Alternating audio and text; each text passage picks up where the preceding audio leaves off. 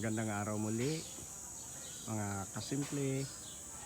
Ito muli si Sir Alex nagbabahagi sa inyo ng muling bahagi ng simpleng buhay.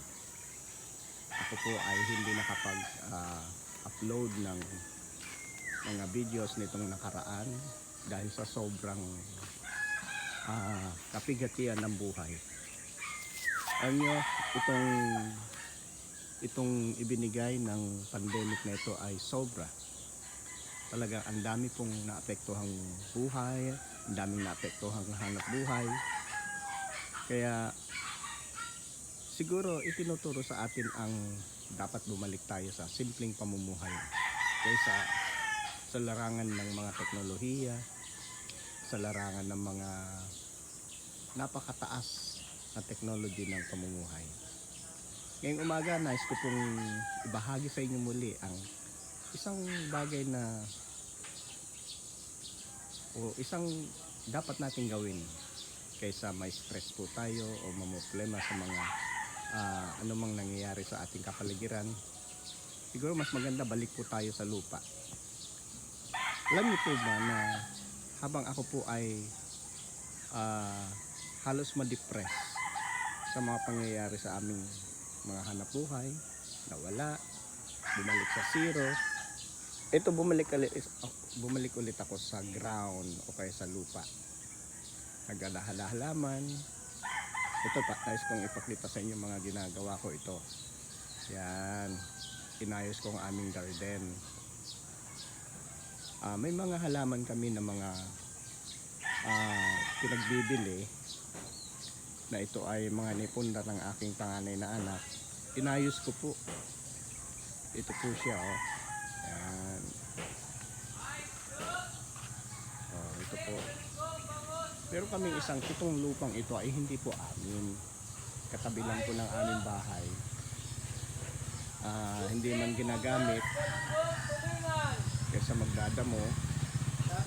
Dati matataas ang damo dito. Ngayon, ang ginawa namin, inayos namin, nilinis namin. Nagpaalam kami sa may-ari, pwedeng mahiram.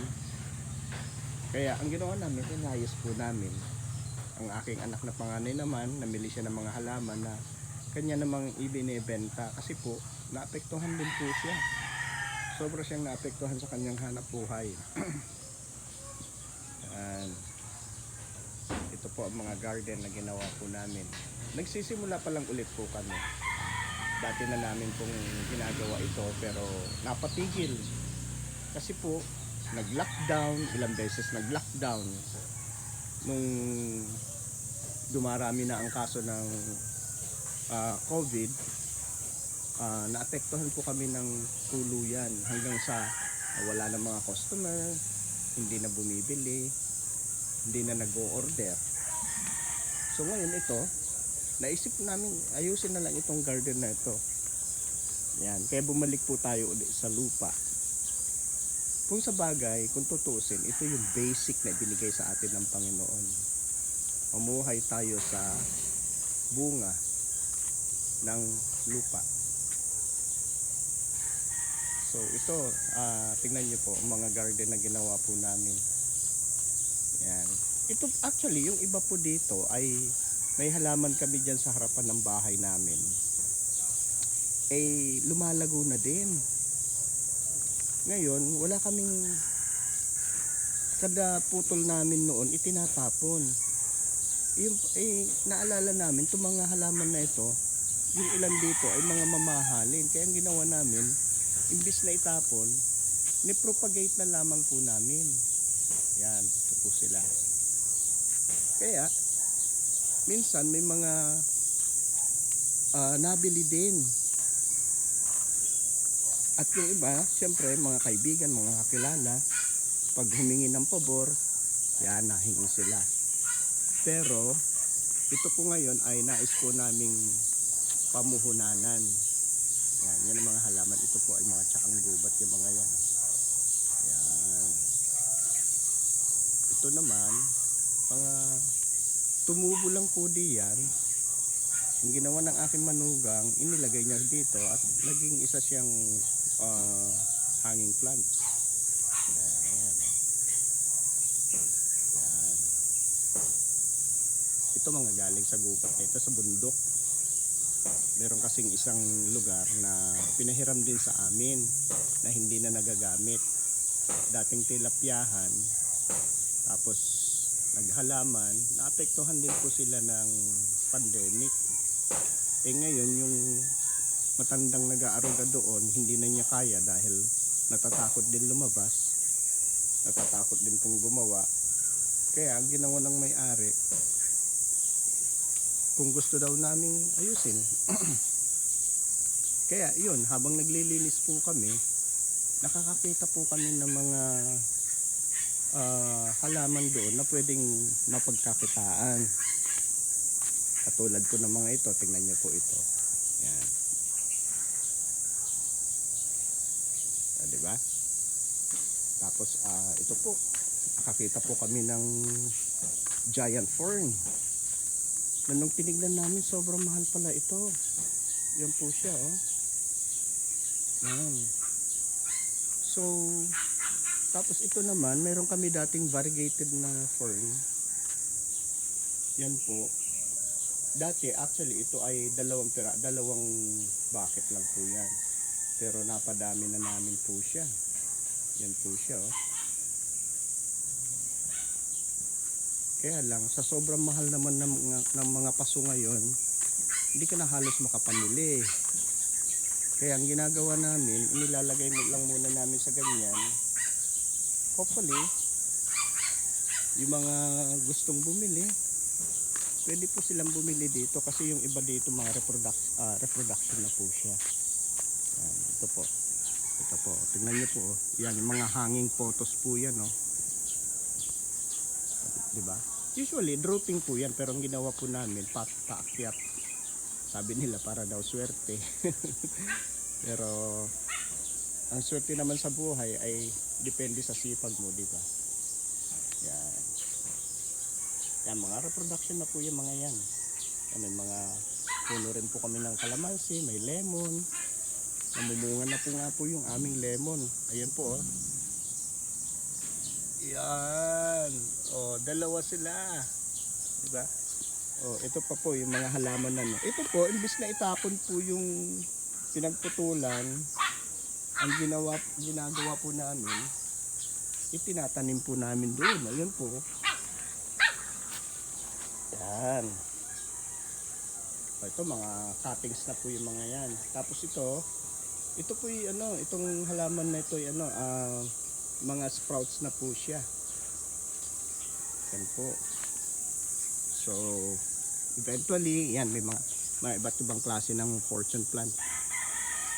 Yan, may tatlong klase po kami dyan. Yung ordinary, hindi na namin pinansin kasi nandyan lang sa mga gubat. Yan po. Itong aming mga palmeras. Mga isang araw, propagate na rin po yan. Yan po siya. Actually, itong mga palmeras nito, mga collections ko lang nung araw, nung bago pa po akong ikasal kami ng misis ko, dahil teacher po siya, nag-uuwi siya dati ng halaman. Ito mga halaman na namin nung araw pa ay may mga napunta dito, naghahanap ng ganito. Kaya sabi ko, ipropagate muna namin. Yan po. So ganito po kasimple yan ang buhay. Mga kasimple. Alam nyo, talagang siguro ibinabalik po tayo sa ground. Kasi po, ang mga pagkain natin ngayon, technological na rin. Guruin nyo, ang pagkain natin, puro mga instant food na. Pupunta ka sa mga food chain, guruin mo. Basta ka na lang kakain doon, bayad basta may pera ka. Kakain ka. Yan po,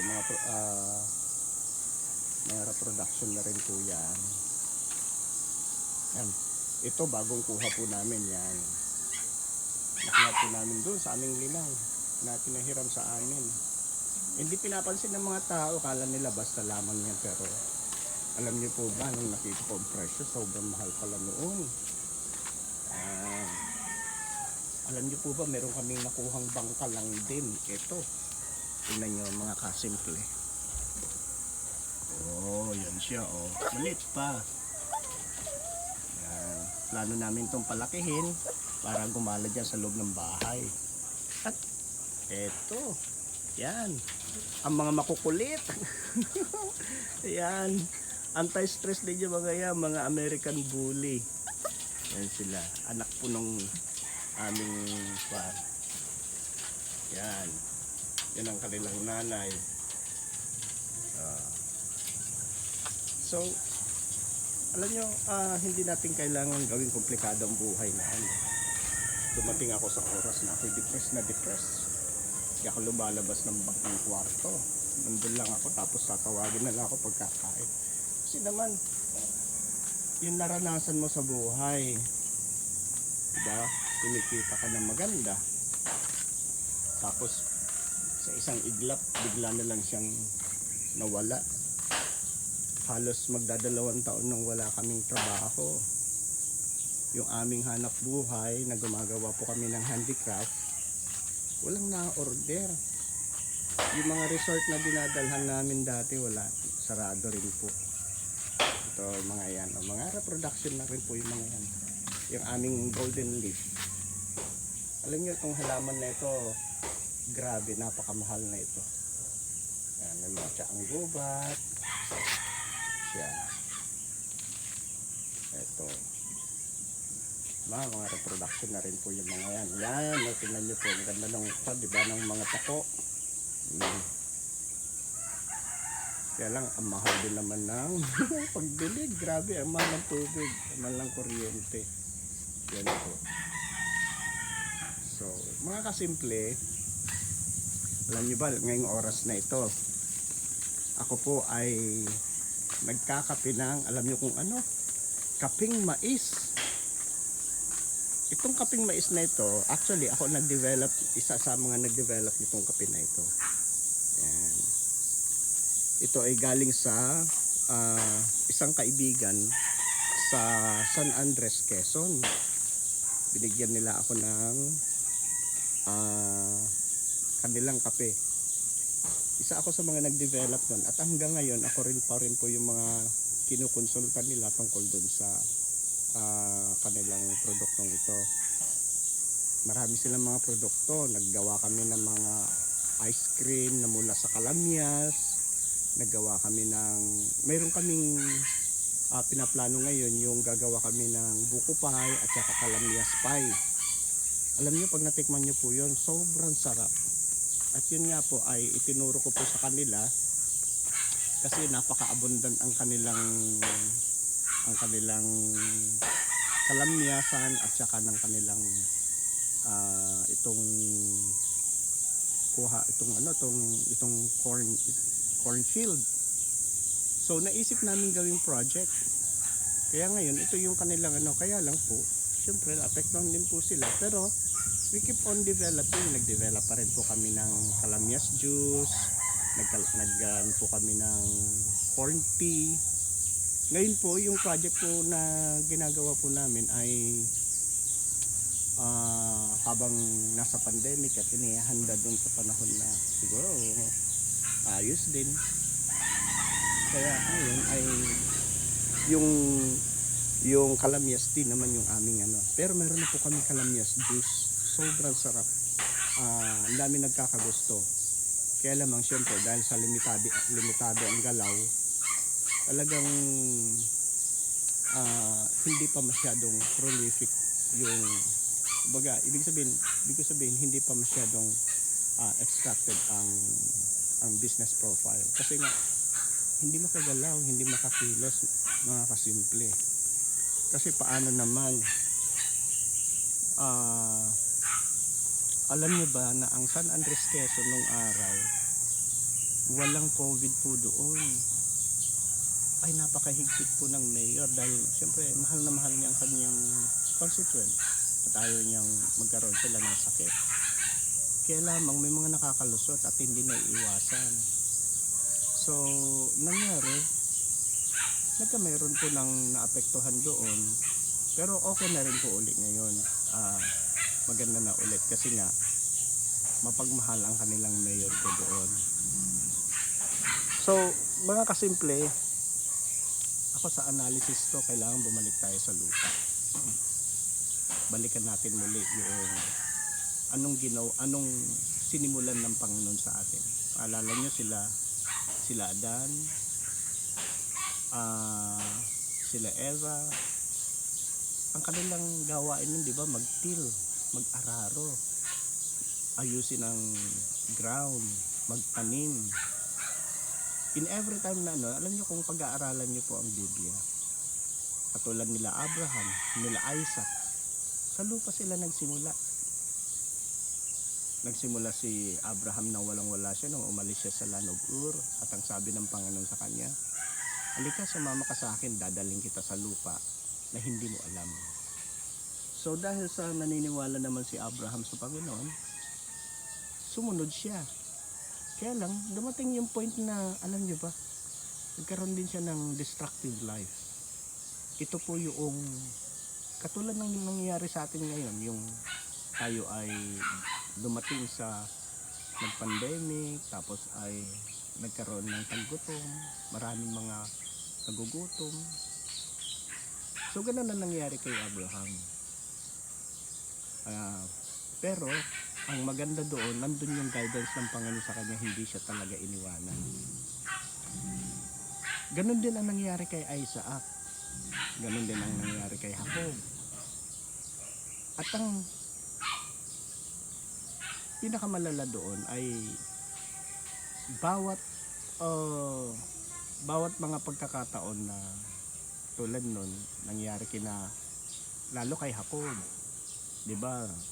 Dumaan siya sa talagang taggutom. May pera siya pero wala siyang mabili.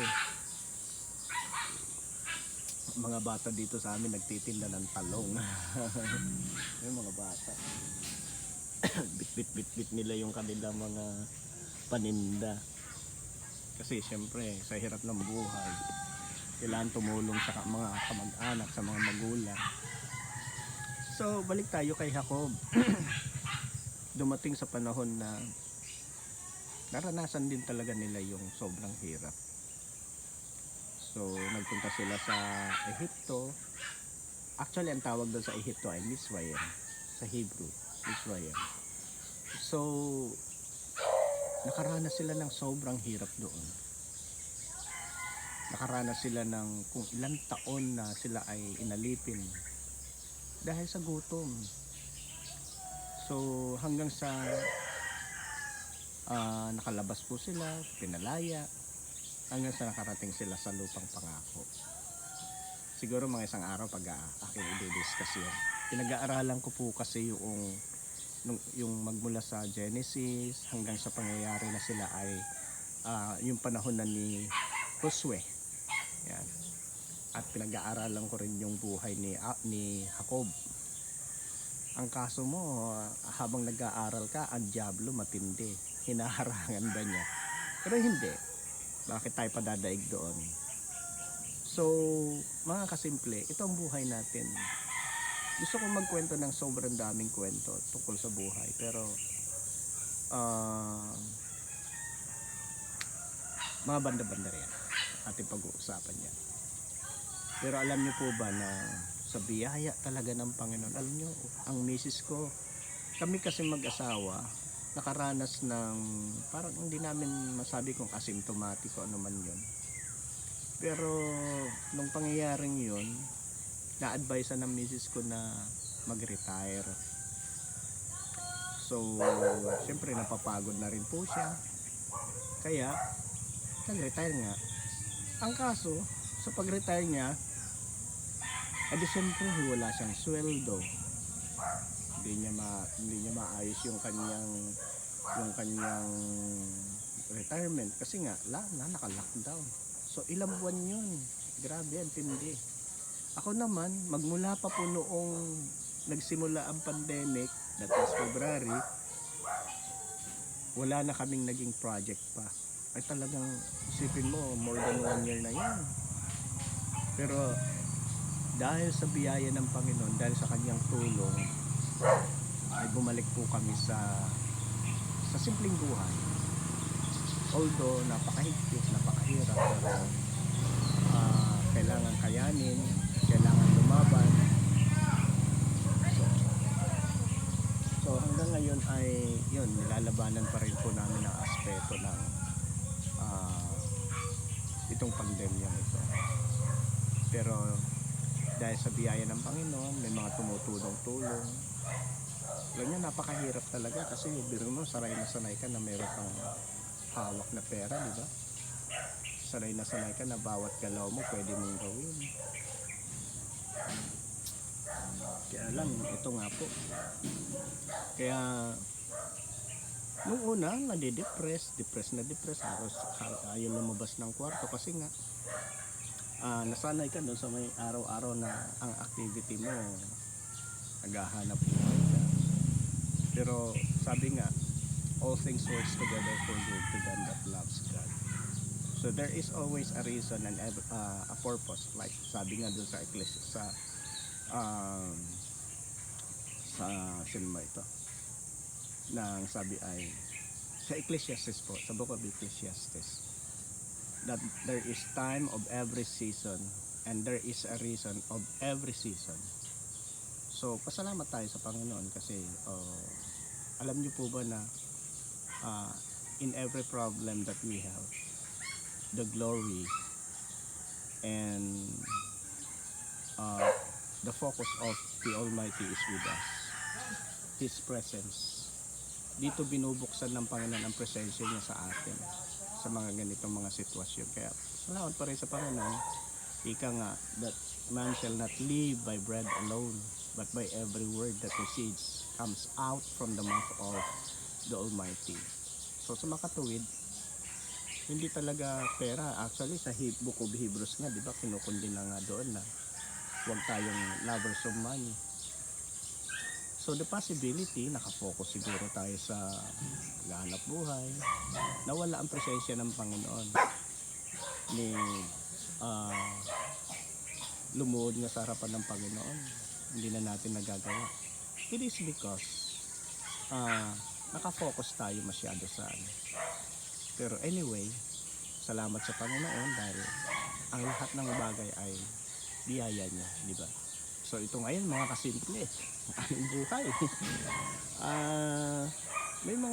May mga nagtatanim-tanim na rin po kami ng kaunti, kaya lamang sa sobrang, alam niyo ba, sa sobrang init, grabe, nasusunog ang mukha.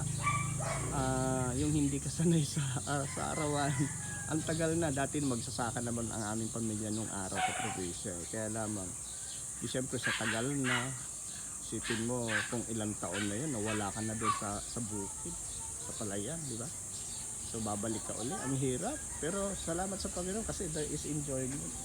Pero yun yung nga, ang ginagawa nga po namin, kumakain kami ulit sa dahon ng sa dahon ng saging. Yun ang aking manugang naglalakad. Nag-iisa naming mahal na manugang.